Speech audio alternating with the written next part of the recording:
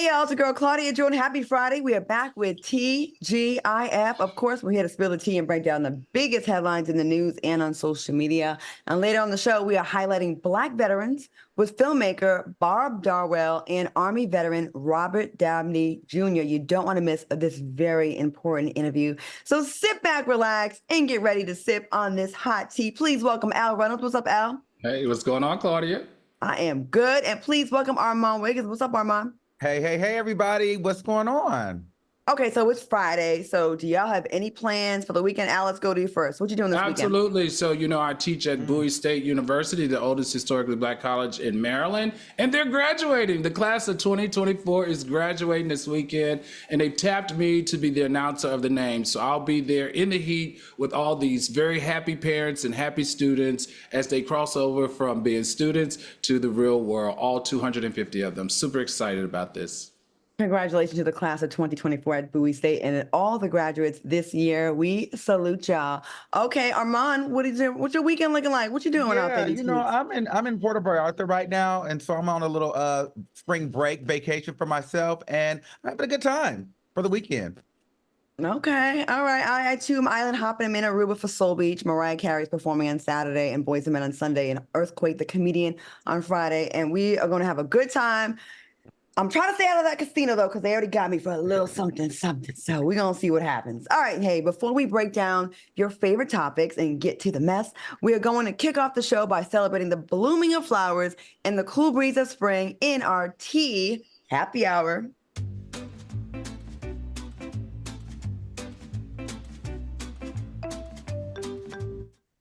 All right, soulmates, tonight's choice of beverage is Bailey's Original Irish Cream. It's already yummy by itself, but we put our own little spin on these drinks. Al, what's the name of your spring drink? And tell us about your ingredients, and let's see it. Sure. So look, this is my Bailey's Spring Shakedown. This is my shakedown. This is a whole shakedown. So the inspiration behind my drink is that when I like to go unwind, let it all out, think, not work, I go to Jamaica and I go to Round Hill, and it's such a beautiful property, beautiful experience, and I make a drink that's really relaxing and calming for me. So it's Bailey's. Repeat one more time. Spring Shakedown. That's 1.5 ounces of Bailey's Original Irish Cream. It's 2 ounces of milk. And then, of course, I love the maraschino cherries. So I have like maybe 6 or 7. I've eaten a couple already. I love the whipped cream. And then for me, I put ice in mine because I like my drinks to be nice and cold when I'm under the sun and rays of Jamaica. All right, take a sip. Oh, yeah. How do you like your creation? Oh, wait, hold on.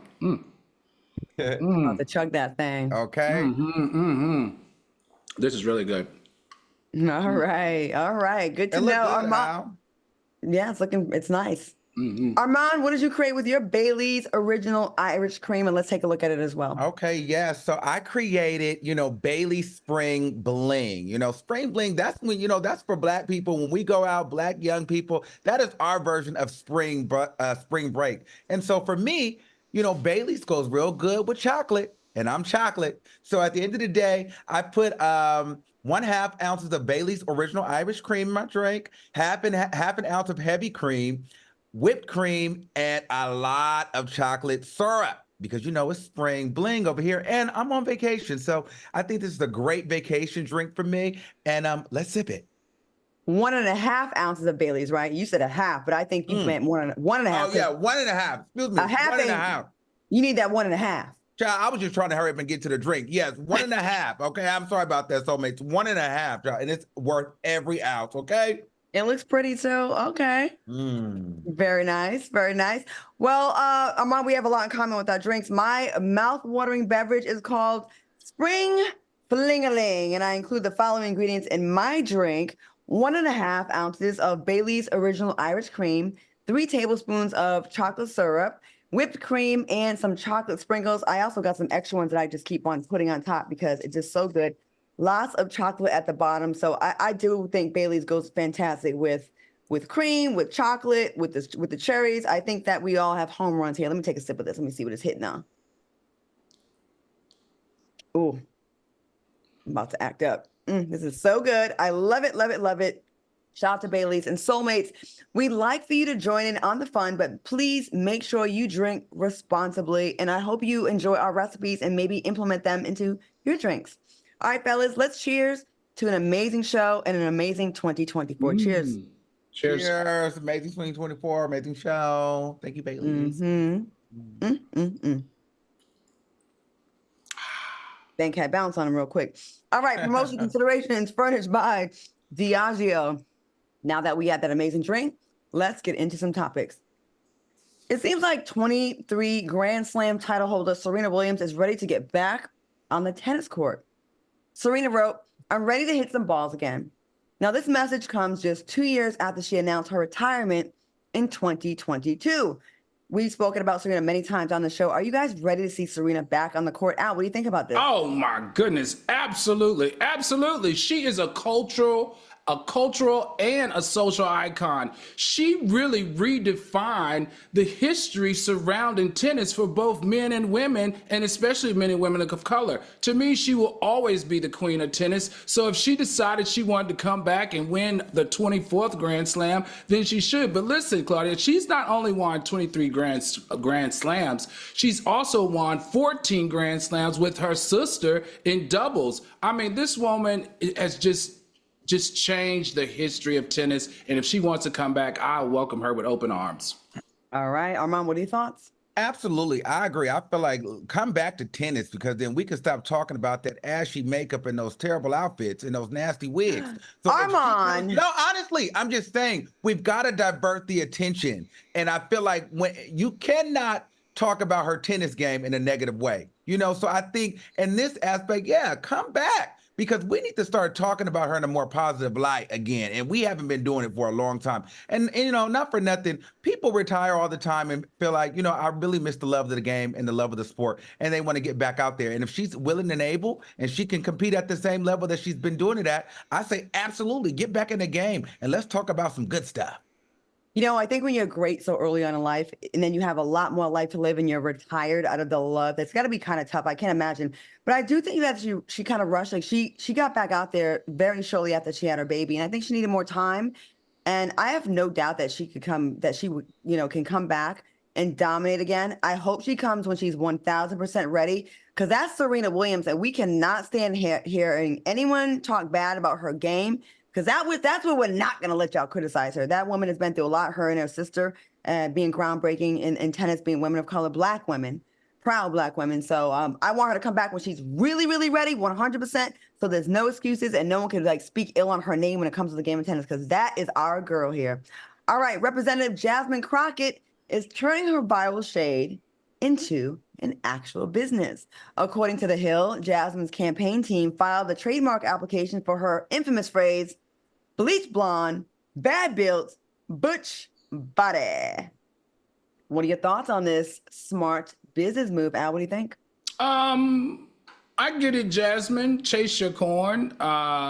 This is clearly showing you the direction politics have clearly changed and going in. But it's something about this I didn't like. To me, it diminishes her brand as a budding political scientist. This woman has caught those cabinets on fire with her rhetoric and with her passion. And I just wish that she would have used this viral moment, to pivot in post, right? To pivot in post her and use her national platform to talk about what she wants to advance right now, because she has the ear of everybody, and especially, Claudia, the young people, because young people like these viral moments, these read moments. So after you've gotten that, I think you stepping into a space and teaching people the importance of voting or sharing what your national platform would be across your stay in politics would have been an opportune time for her here. Instead, she's decided to make a shirt and capitalize off of the joke, when I think she should be capitalized off on how political genius, a budding political scientist that she is. There's a note on this. For those who have been living under a rock and are not familiar with Jasmine, she utilized that phrase after Marjorie Taylor Greene made fun of her eyelashes. Armand, what do you think about this? I think it's cool. I think it makes sense, because here's the thing. While I agree with Al, I just kind of feel like at this point she said it. So you do make a shirt out of it, because that's gone viral. People are making money off of it themselves. So I get what she's doing. Well, if everybody else is going to be making money off of it, I might as well get paid from it, you know? But I get this, I get the point where you're like, hey, she could take a more mature route. But at the end of the day, what she said was not mature. So at this point, I take it all the way to the bank, because somebody else will. So I'm here for it, and I feel like it's going to sell out. And I think the people that she wants to, you know, to influence, they're going to be rocking those shirts. And she's built in that fan base now and those supporters. So they're more likely to listen to her and follow her just because of the slogan and because they have the merchandise. So it can work for her good and for her political stance.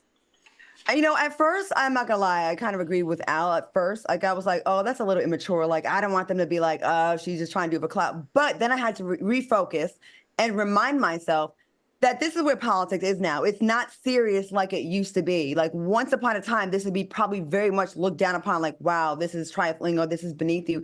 But not after we have a president that said, grab him by the Not after we had a president that tells us to drink bleach. Not after we've had the antics and the shenanigans that actually is resonating with people nowadays. So I kind of feel like she's just meeting people where they are now. Like, listen, y'all don't want that highbrow stuff that we used to have. Gone are the times of the class of a Barack Obama and a Nancy Pelosi, and how even I would even give it to George Bush, even though we thought he was trash towards the end of his career. Like, after we got Trump, we like, well, we missed at least some decorum that we used to have. There's no decorum left anymore. So I get this is unfortunately a way to reach people that are younger, and that, you know, and the Democratic Party is bleeding out support from young people over the handling of the Gaza war. So, hey, if this makes people kind of support her, and I think she's amazing representing us in Texas, then so be it. 10 years ago, I would definitely look down upon this. Now, with how ghetto politics is now, I think it's on brand. All right, y'all, coming up next, we are highlighting Black veterans with filmmakers Bob Darwell and Army veteran Robert Dabney Jr. And later, find out why Diddy's hot seat is heating up. Oh, no, we got more Diddy news. Keep it locked. We'll be right back.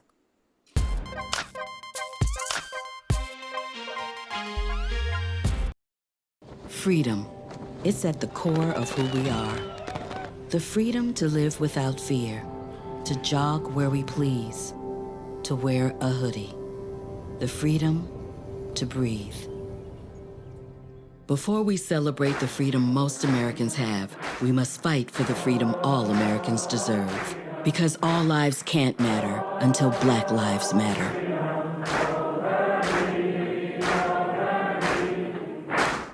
We are chopping it up with the host of Marriage Bootcamp, Dr. Ish Major. Welcome to the show. TGIF. When you and I sit down and have a heart-to-heart with no phones, no distraction, am I your person? That's the question. Every weekday. Kelly says, I love Ish on my screen. Is he single, asking for a friend? Join the chat. I am single, Kelly. Who's the friend? Kelly, who's the friend? Please comment back. On Fox Soul. This one's for the real ballers and shot callers. The sisterhood of women in tech. They're discovering cures, building apps, and programming the blockchain. They're CEOs, worldwide hustlers who can make it rain. They're tearing down the old boys club and seeing big gains. Because when women in tech come together, you know they make that change. My mom wanted my life to be better than what she had as a kid. When I became a mom myself, I feel like my whole world changed. You don't have to be a climate scientist to want to protect the earth. You always want the next generation to have something better than what you had.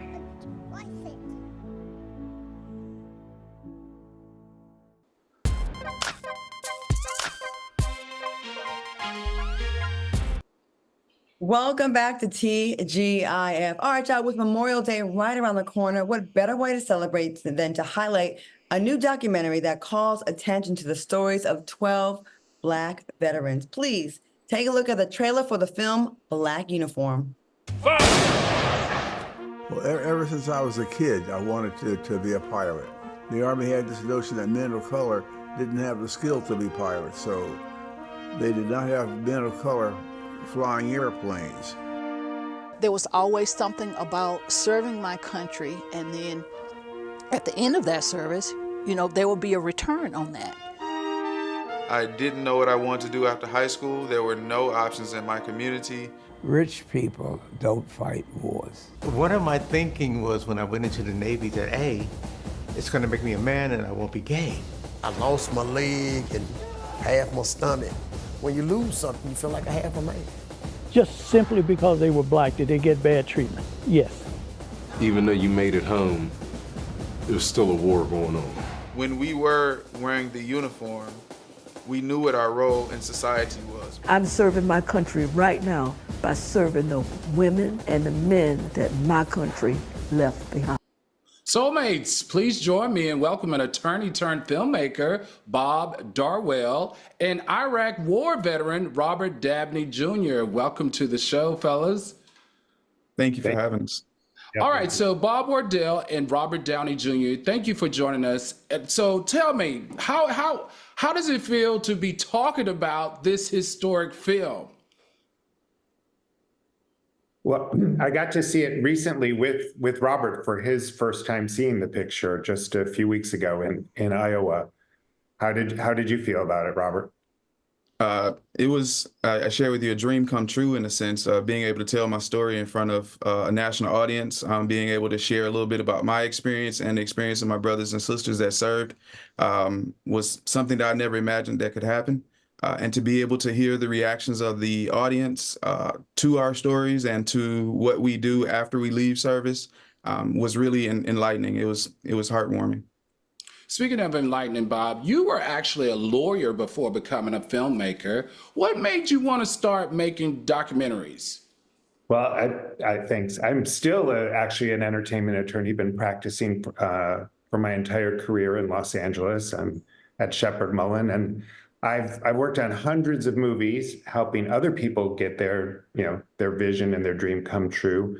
But been a long time a fan of oral history, and it wasn't until just a couple years ago that I decided it's time to do something about that. And I set out to produce and direct my first documentary. That one was called The 90s Club, where I went around the country and interviewed 12 men and women between the ages of 90 and 99, and valued that experience so much I knew I was going to repeat it, and that's then Black Uniform followed. Now, Bob, as a white filmmaker, how did you navigate portraying the Black veteran experience authentically and respectfully? Well, I think I don't try to tell anyone's story. And when people will see the film, it's each of the individuals telling and sharing their own story. I don't appear on camera. I'm not a narrator. And in fact, one of the people who appears in the film is Romay Davis. She's now 104 years old. She served in the 688 Battalion. Tyler Perry's doing a Netflix movie about her now. And so I think there's room for these stories to be told and to be shared. And that's all I wanted to do, is share that platform. One of the executive producers on the film, Rose Burbank, comes from a Black military family. Her father served and her sons served.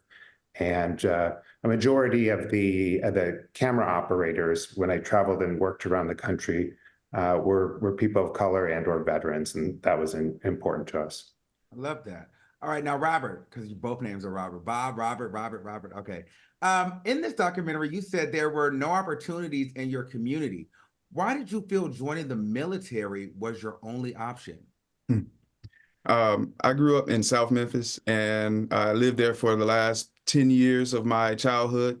And every adult male that I knew or saw theoretically just stayed in the community, working small jobs, never really getting the opportunity to do things bigger or better than what was available. And I saw the military as a way for me to get out really quick, to get my feet under me, and just to be in a safe space until I can decide what I want to do with life. I'm still working on that, but I'm really glad I made the decision and took that route. Nice, Robert. I got a question for you. In the documentary, famous Representative Charles Rangel says, rich people don't fight in wars. What's your take on this? And do you feel the military targets underprivileged Black kids? Mm-hmm. I agree 1,000% with him. And I'll say I wouldn't say they target underprivileged Black kids, but they do target underprivileged communities. A lot of the recruiting centers are in the impoverished neighborhoods. The military, it's an industrial complex, and they understand that people who have a need and have an edge can become really good war fighters. And so they'll go there. They offer us opportunity to be all we can be, and if we make it out alive, we can actually actualize that. Right. For many of us, that's what we're still trying to do. Right. Okay, Bob, I just heard Roberts talk about this, but how do you hope your documentary will impact viewers' perception of race, identity, and even patriotism? I think, the tagline behind me on the documentary is remembering and honoring, but I hope that people will do a lot more than that, right? Which is remember, honor, appreciate, learn, and not only thank veterans for their service, but spend some time listening to them, and then finally asking how we can help, particularly when people come out of the service. So that's my hope for the film. Mm-hmm. I gotta ask something a little off script. I feel like, in America, we all know that veterans do not get treated the way they should, and that's a shame. I mean, to risk your lives and your family's state of mind and everything that you sacrifice. What are some of the challenges you faced during production, how you overcame them, and how do you feel like about the way veterans are treated? Yeah, I mean, I met everyone who I interviewed for the first time on the day of the interview. And it's remarkable to me how open, everyone was about sharing their story. And I think it reflected that people want the opportunity to talk about their service, talk about the challenges. One of the women in the documentary was sexually assaulted while she was in the service. That's 28% of women who serve face that experience.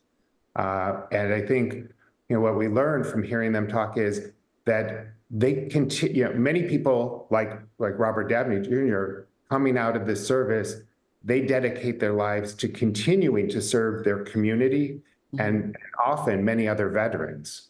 And that continues to be an important part of their life. Mm-hmm. Mm-hmm. Okay. Yeah, I think it's extraordinary to me that so many of the men and women who've gone into the service, particularly when we're talking World War II and the Korean War, this is a time when the civil rights legislation and movement hadn't even occurred, and you've got Black men and women serving their country and fighting and dying on behalf of their country at a time when they didn't even enjoy equal rights. I think one of the most extraordinary stories that comes out, or shocking stories that comes out of the documentary, is Dr. Richardson as a Tuskegee Airman. And when he was training in the Air Force in South Carolina, they had German prisoners of war on the base. Those German prisoners of war, because they were white, had more freedom on the base than the Black US soldiers. The Black US soldiers couldn't go to the bowling alley and had to sit in a certain section of the movie theater. But the Nazis, who were our prisoners, had more freedom merely because they were white. And I think when somebody hears that, I think that's when it begins to, maybe change someone's mind and how they think about minorities who are serving their country. The hypocrisy, right, of a country that claims to not do that. And I'm so glad that you all were able to do this. I think this is much needed. Now, Robert, not only is Memorial Day this month, but it's also Mental Health Awareness Month. After serving in the Army, what mental health struggles are you still overcoming that you would care to share with us? I'm someone that's open and honest with my mental health journey. Coming out of the military, I did develop PTSD, generalized anxiety, and major depression disorder.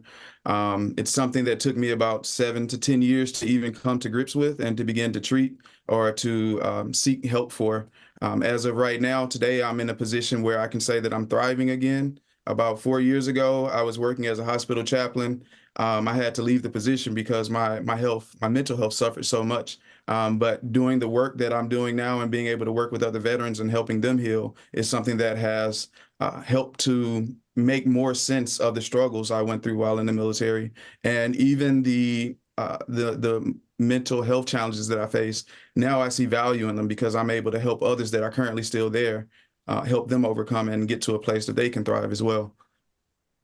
You know what, Robert, when I hear this conversation, I think about my family. My father was 2 tours in Vietnam, my brothers, Iraq and Afghanistan. Everything that you say resonates to me. Can you talk to us about your organization, Vet Park? That's what I want to hear about, because a lot of veterans need these types of resources. So how are other veterans, or how can veterans like my brothers use your resource, Vet Park? So what Vet Park does is we hire and provide peer support specialists, individuals with a lived experience that have recovered and now living their lives. We provide veterans with a peer support specialist over a 12-month period to walk with them through their mental health journey. Going after mental health resources or even acknowledging that you need help is very difficult and it's very challenging, especially on your own. And so we're building a team of veteran peer support specialists that will walk with an individual veteran over a 12-month period to connect them with the resources that are available to them, and also work with them to help facilitate what's known as post-traumatic growth. Post-traumatic growth is the other end of post-traumatic stress disorder. As of now, there are not many people talking about post-traumatic growth, but it's something I'm very passionate about. And as veterans connect with us, that's what we teach, that's what we employ, and we utilize peer support specialists to do that. Excellent, excellent, excellent. Can't wait to learn more. Now, Bob, so what are you creating next? We're all excited for it. Okay, well, right now, the 90s Club is on Amazon Prime, and soon so will Black Uniform be. And I've got one final documentary in this style of 12 different interviews. And up next will be Crowning Achievement, where I'm going to travel around the country and interview 12 former Miss Americas, going back to Miss 1949, and then one through the 50s, 60s, 70s, and so on. So. I love it. Okay, Bob. Well, thank you so much, Bob Darwell and Robert Dabney Jr. Thank you for your service and for your attention to this topic. Thank you so much for joining us tonight. We really appreciate you, and keep up the fantastic work and spreading the word. It is much needed and much appreciated. We salute you both. Happy Memorial Day, everyone. Bye-bye. Absolutely. Coming up next, Diddy is facing new sexual assault allegations, and later find out why Greek letter organizations are under fire. You don't want to miss this. Stay tuned. We'll be right back.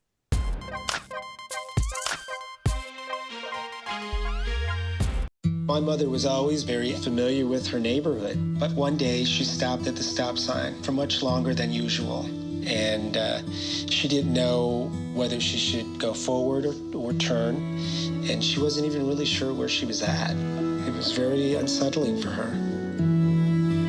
I felt so much better after my son told me, "Mom, I don't want you to worry or be afraid. I'll be there for you, and we'll figure it out." We are chopping it up with the host of Marriage Bootcamp, Dr. Ish Major. Welcome to the show. TGIF. When you and I sit down and have a heart-to-heart with no phones, no distraction, am I your person? That's the question. Every weekday. Kelly says, "I love Ish on my screen. Is he single, asking for a friend?" Join the chat. I am single, Kelly. Who's the friend? Kelly, who's the friend? Please comment back. On Fox Soul. This one's for the real ballers and shot callers, the sisterhood of women in tech. They're discovering cures, building apps, and programming the blockchain. They're CEOs, worldwide hustlers who can make it rain. They're tearing down the old boys club and seeing big gains. Because when women in tech come together, you know they make that change.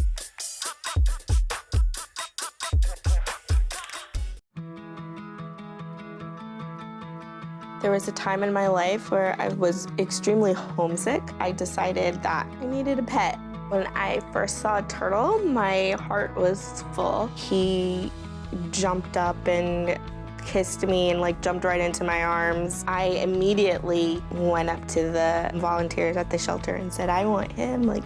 He's got to come home with me." Now I'm anything but lonely. Every day with Turtle is a perfect day.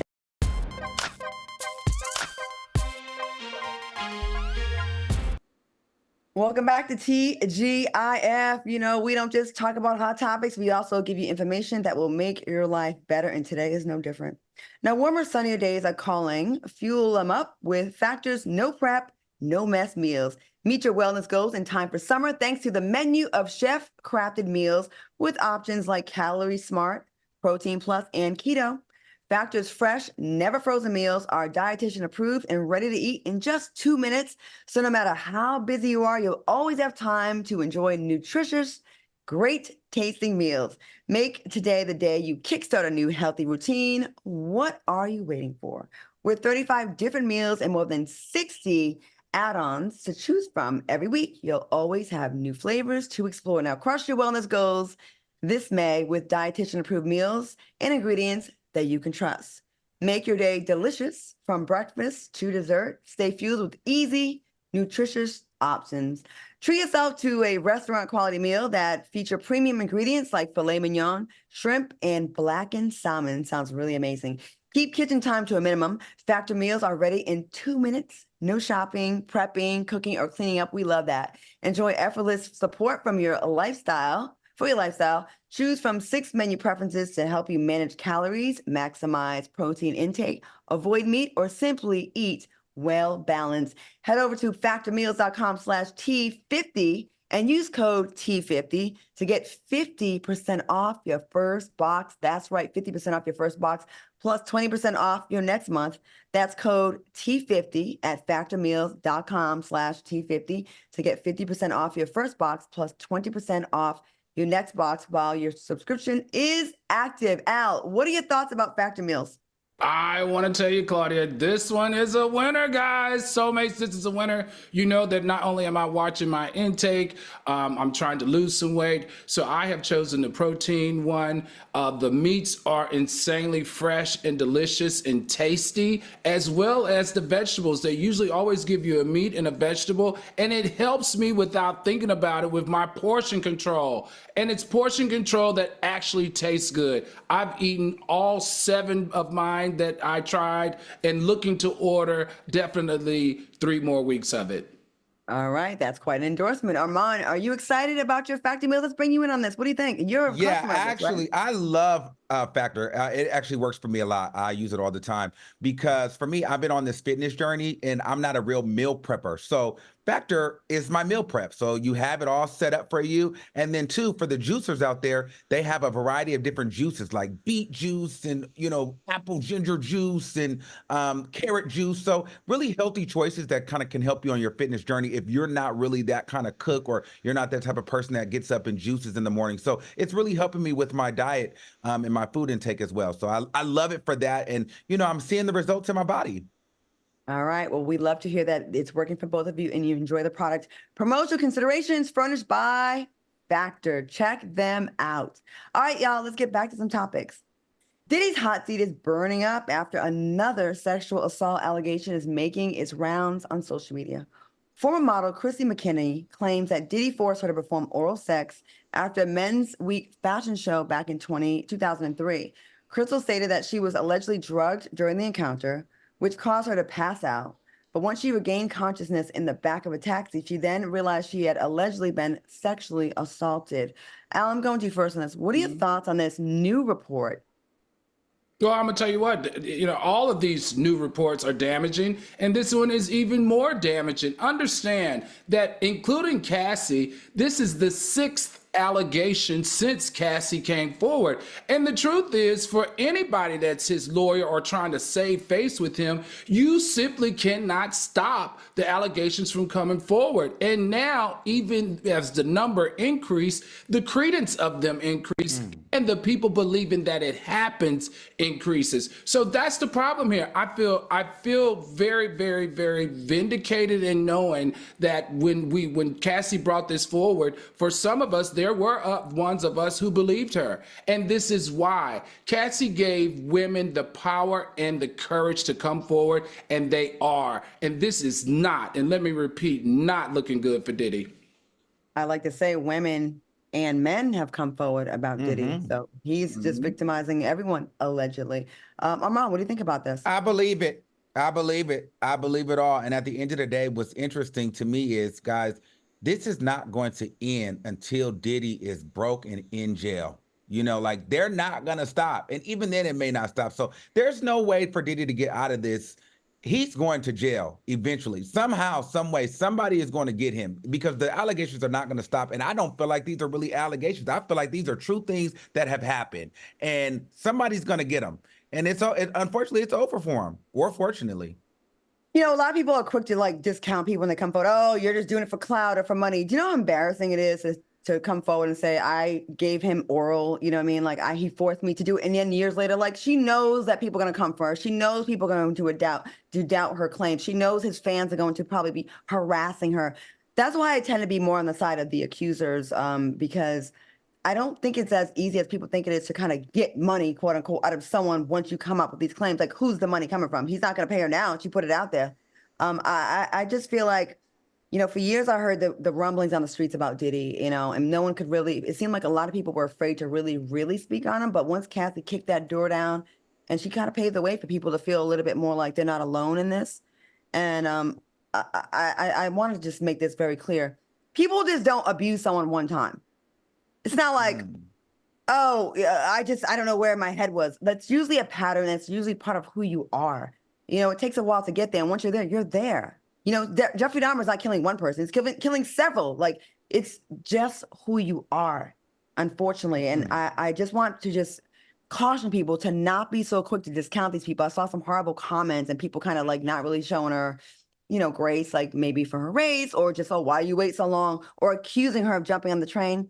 This is really hard to prove and really embarrassing to put yourself out there like this. So I stand with and the to me, it was the language that she said he used, like, come in the bathroom and then, like, suck it. And then when she did, she was like, I'm going to really miss you, and then forced her to do it. Like, people don't just make that stuff up. Like, you know what I mean? So I just feel like, why would you want to put that out there if that wasn't true in that sense? Like, I don't know. I just feel like that sounds like he said it, especially now after seeing that video. It feels like he's that arrogant to tell you to come in the bathroom, get on your knees and suck it. And if you don't, he's going to make you do it, and you're going to be okay with it. It's just going to happen. I've heard he said that to a lot of people, all kinds of people. Okay. Keep it locked, because coming up next, find out why the Divine Nine is trending on social media. And later, we are playing a fun game of hit or miss. We'll be right back. Soulmates, hit that like button. We'll be right back.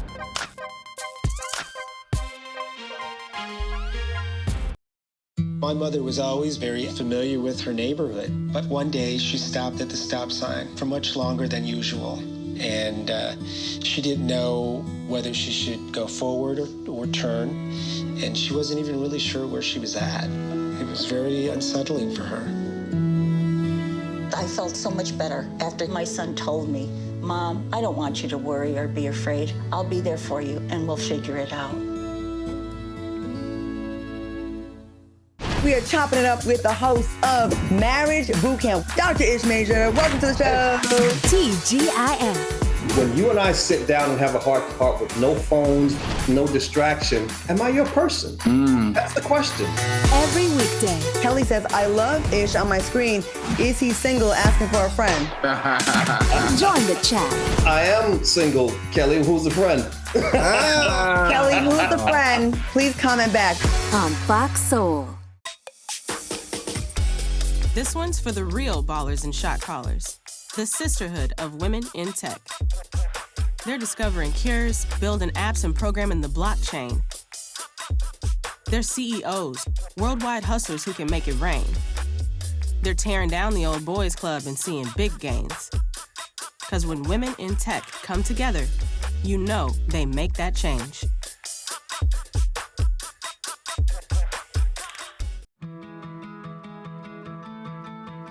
There was a time in my life where I was extremely homesick. I decided that I needed a pet. When I first saw a turtle, my heart was full. He jumped up and kissed me and like jumped right into my arms. I immediately went up to the volunteers at the shelter and said, I want him. Like, he's gotta come home with me. Now I'm anything but lonely. Every day with turtle is a perfect day.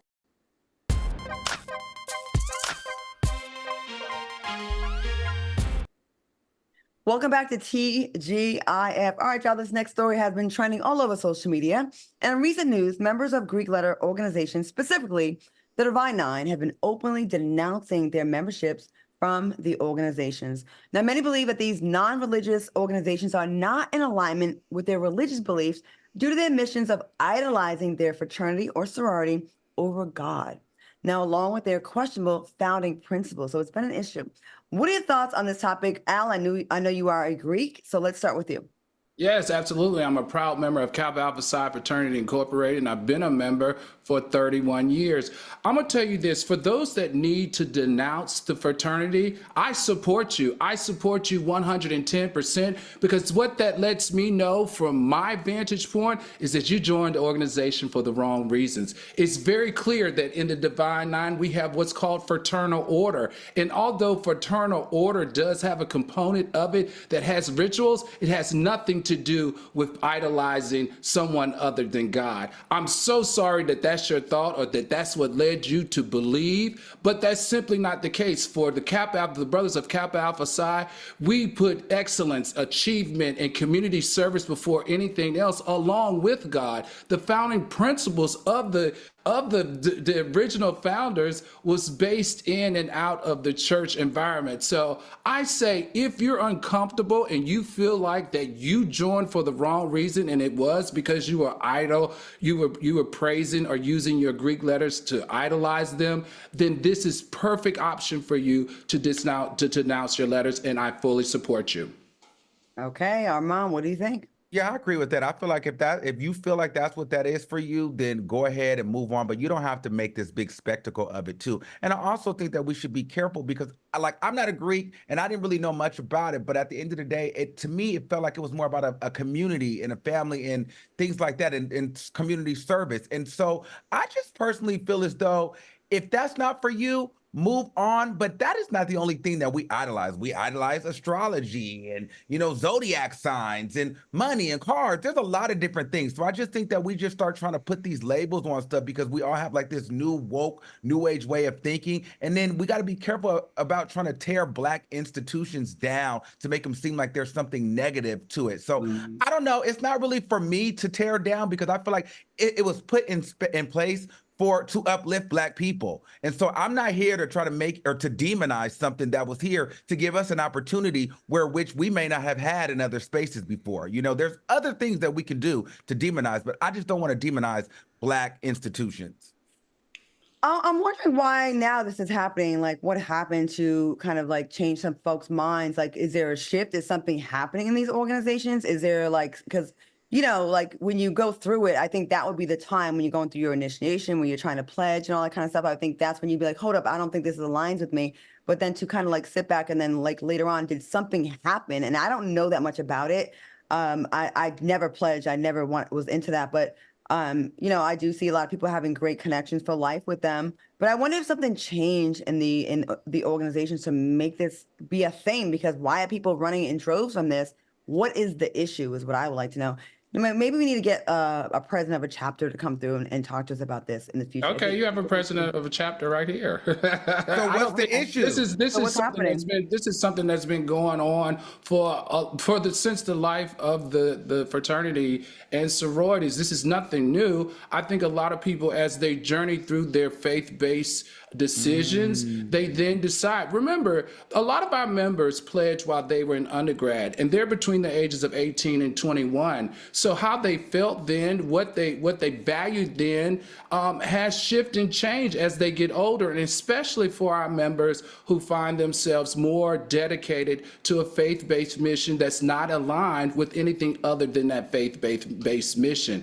And like I said, our organization, I know in my chapters that I belong to, we support this because we don't want anyone to be a part of a fraternity that's not putting our mission first, our goals first. And if you are idolizing the letters over the missions and the goals, you definitely have joined a fraternity for the wrong reason. Well, Al, I didn't know you were president of a chapter. Which chapter are you president of? I have been a president of a chapter, yeah. Martinsville, Danville alumni. Okay, shout out to them if they are watching. Please, hopefully you're watching. You can throw up what's your symbol? A cane? In the chat. Hey, throw it up, Mal. It's a diamond. Okay. All right, Diamonds. All right. Period. Kel Mitchell revealed that he was told during the exorcism that his wife put a spiritual hex on him, and he was told that he should forgive her and let it go. Let's take a look at what occurred after he released that anger and screamed, "The blood of Jesus." Now I'm spitting up, and within that process, demons started like literally speaking out their name. I'm saying their names out loud, but they're coming out of my body. And everyone's speaking she's speaking in tongues and me warring within the spirit. And after that happens, then I get up and my face, bro, like my face was totally clear. What are your thoughts, Al? What do you think? What is this about? Well, you know, this is very interesting because Kel Mitchell has never, he hasn't been problematic in the past. Kel Mitchell understands, you know, was a part of the Nickelodeon brand. That is a family-based brand. The content that he created from 94 to 2000 and then revisited it again in 2019, you know, forces him to make sure that his house, his image, and his brand is very family-oriented, very clean, not outside of the box. And so to hear him come forward in this manner, it's very fascinating. And to watch his wife then create a series of what I think is like 18 TikTok videos trying to expose him on the other side of being a family-oriented guy has to definitely harm his brand. I don't know. My gut is telling me that from what I experienced from her TikToks, I felt like it was a lot that she was doing, and I think she was trying to hit him where it hurts, which is, you know, obviously smear his brand around being a family-oriented. But he's on to his second marriage. He's got 2 more kids from the 2 that he had. The question that I have is, why are you bringing it up now? That's the biggest question mark that I have for Kel Mitchell and his ex-wife. Okay, Armand, what are your thoughts on this? I feel like they hate each other. You know, and they are both very, very toxic, and they're trying to hurt each other. Now, I don't remember Kel coming out first, but I feel like she kind of started those allegations with him, you know, and Nick Cannon or somebody being in a cheerleader outfit in his bed, or, you know, I feel like I heard that first. And then now he's online saying there was an exorcism with her and she had demons and she was possessed, and now she's going back, exposing him. It just feels like a mudslinging contest. And I feel like that was a very toxic relationship, and we can see it. And it was so toxic that it's still going on, you know? So at some point, somebody needs to be the bigger person and say, okay, I'm moving on, because they're both using what they can. He's using his celebrity to get on Shannon Sharp, Club Shay Shay, and blast her. You know, people will believe him because he's the celebrity. And then she's the woman, so she gets on there and says, he did all these things and he's gay. He's messed with men, you know, and that's salacious, and people gravitate to that. And, you know, you're married to him and you have kids. So women will, you know, buy into that. So it's just, they're trying to manipulate the public and honestly take us out the group chat, because I feel like you guys are both toxic to each other. It's amazing I wonder what his present wife feels about this, right? Don't you wonder what she's thinking about him going on Shay Shay Club Shay Shay talking about his ex-wife when he's got a present wife and got 2 kids? That was weird to me too. It is amazing how people just don't see how damaging these arguments are, and they don't want to try to nip these at the bud instead of trying to one-up each other on social media. Like, social media, I feel like, has ruined so much in relationships, in work relationships, in life, in romantic relationships, in marriages, in mother-father, father-daughter. Like, it seems like people are just playing to an audience and not to the actual people that are in their lives. And that's why we're so far left. If you care more about what some stranger in Cleveland, Ohio, or Flint, Michigan has to say about your life, your incidents, what's happening in your real world, than the person who you actually once loved, there's something wrong. And I think a lot of us fall victim to this. And I don't know what social media did and how it got a grip on our consciousness, but I just hate that. You know, I'm mad at you. I'm not talking to you, but I'm gonna go put something shady on social media, or I'm gonna give an interview. Like, no one's talking to each other. And I know a lot of us are guilty of this, but it's just like, I just wonder like how bad it's going to get, because folks are just caring about the audience. They're not caring about what it really is and what it looks like. Optics over reality will never make you happy. It just won't. I just think that. All right, keep it locked, because coming up next, we are going to play a fashionable game of hit or miss. I love when we do this. We'll be right back.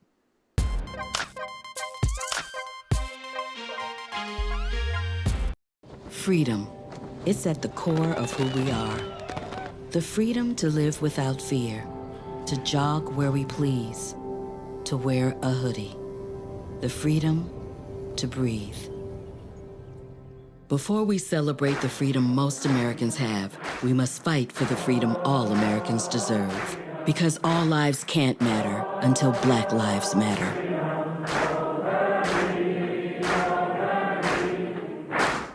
We are chopping it up with the host of Marriage Bootcamp, Dr. Ish Major. Welcome to the show.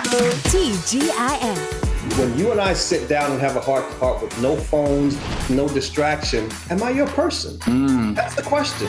Every weekday. Kelly says, I love Ish on my screen. Is he single, asking for a friend? Join the chat. I am single, Kelly. Who's the friend? Kelly, who's the friend? Please comment back. On Fox Soul. This one's for the real ballers and shot callers. The sisterhood of women in tech. They're discovering cures, building apps, and programming the blockchain. They're CEOs, worldwide hustlers who can make it rain. They're tearing down the old boys club and seeing big gains. Because when women in tech come together, you know they make that change. My mom wanted my life to be better than what she had as a kid. When I became a mom myself, I feel like my whole world changed. You don't have to be a climate scientist to want to protect the earth. You always want the next generation to have something better than what you had.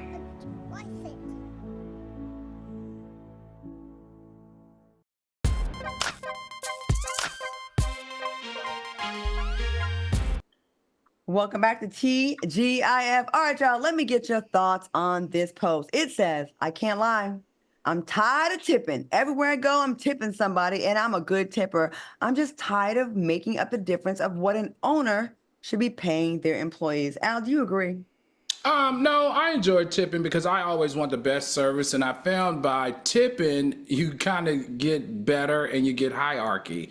What I do agree with is that employers need to pay their employees more money, especially in the service industry, especially the waiters, anybody that's in that whole kind of like service industry structure. The employers, the prices for the food has gone up, so I think the wages for the employees should go up. Okay, Armand, what are your thoughts? Yeah, I agree with that, but at the same time, this tipping thing kind of gets, out of control because like when you live in a city like LA, sometimes you have to valet to the grocery store. And it's like, I don't want to have to valet because I don't want to have to tip you because I'm just going to go get eggs. You know what I'm saying? So it's just like, and then you go get your car after you valet, they looking at you. I done already spent $10 on eggs. I don't have $10 for you. I'm sorry. I don't have it. Every time in LA, it feels like I'm tipping for every little thing. And it's like, I get it. If I want great service, that's one thing. But just because the city is congested and y'all have no parking and I have to valet, I don't want to have to tip you for that. I have mixed emotions on this. I just usually just do it because of the stereotypes, of the negative stereotypes about Black people not tipping. So I feel like I feel the weight and the responsibility to over tip for my people. You know what I mean? Like for us. So they don't just automatically, when they get a Black family or Black couple or Black person seated in their section, they don't give subpar service because the last 5 people that came in there under tipped or didn't tip. So I feel like I have to over tip. But I do not like when people will try to be slick. Like I'm in a hotel now, right? Sometimes they'll try to like add a tip already and then they'll leave a slot for additional tips. So you may have went ahead and tip 40% at the end of the day and not even know it. And I don't like that. Or sometimes I see an Uber now, they'll give you options like to include a tip and it'll already say 25, 30, and like 35%. That is unbelievable. Sometimes the bottom one they give you option is higher than what's customary. But yeah, I do believe we should tip, but I do believe employees need to stop relying on tips and pay your people. Don't be paying people $4 an hour and then be like, well, you'll make the rest on a tip. What if you get people that don't tip? In Europe, it's not customary to tip. So what if, I don't know. All right. These celebs, the celebs have been styling, profiling at Cannes Film Festival. So it's only right that we break it down in a fun game of hit or miss.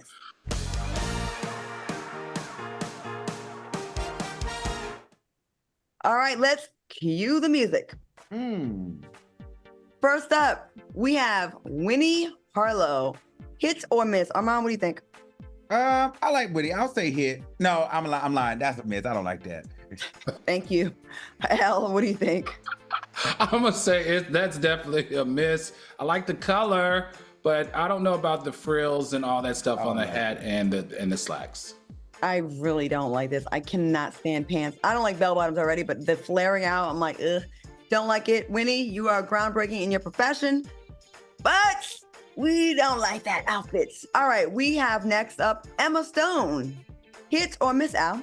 From what I can tell, it looks like a hit. That's a deep dive and plunge neckline. Her arms look amazing. Her neck looks great. I must say I'm gonna give her a hit on this. Okay, Armand? Yeah, I'll say hit too. She looks like a rich white woman, just kind of doing her thing, going to the red carpet. It is what it is. Nothing to woo and wow about, but it's okay. I mean, it's great. That's one of my favorite cuts. I love a deep V. I just feel like the hair and the glam is just boring for that dress. Like, put that hair up, do something. But dress is pretty. And it's not a miss. It's just not off the chain. It's not like amazing, but it's cute. She ain't ugly. All right, how about Rada Muhammad? Hit or miss, Al? Oh, I like the direction that it was going. I definitely like the color, but she looks like a little mermaid out of water. So I'm gonna give this a miss. Okay, Armand. I'm gonna say hit. I love the avant-garde kind of piece. I just wish I don't think I like the headpiece. I wish I would have seen like a more of a hair moment, but at the end of the day, I think it's a hit. I mean, if you're going for something to talk about, for us to be like, oh my God, did you see? Then hit. I don't like that much fabric on me myself, so I would say miss in that regard. But for her, I'm gonna give her a hit and not be a hater. All right. Next, we have Selena Gomez. Armand, hit or miss? She looks pretty. I'll say hit. I mean, it's standard, basic, but it's not bad. Okay. Al? Selena never does wrong on the carpet. I think it's very classic, and she looks really good. I'm gonna definitely give her a hit. I'm giving it a miss only because she's beautiful. I just think this is so boring and like, where is I don't know, give me a leg, give me something. It's boring to me. It's not ugly though. It's not bad. I just don't like it. I just think she's such a beautiful girl and she could do so much more fly stuff. Naomi Campbell, hit or miss, Al?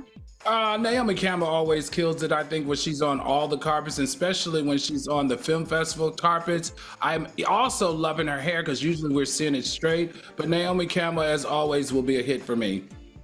I'm going to go ahead and piggyback. She is a hit. How can Naomi Campbell does not miss when it comes to fashion? That's absolutely not. Now, she might slap you if you talk back to her, but let me tell you something. She does not miss on that red carpet. Armand, what do you think?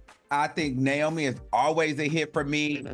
99.9% of the times, but this for me is a miss. I'm not really sold on it. I don't like the hair. I don't like the top. I like the bottom, but maybe I can't see, but something don't feel. I know I like Naomi's sleek, edgy looks. I don't like this one. Okay. Hey, you are entitled to your opinion and we appreciate it. How about Bella Hadid? I'm going right back to you. Hit or miss? That's a miss for me. I don't like this either. Okay.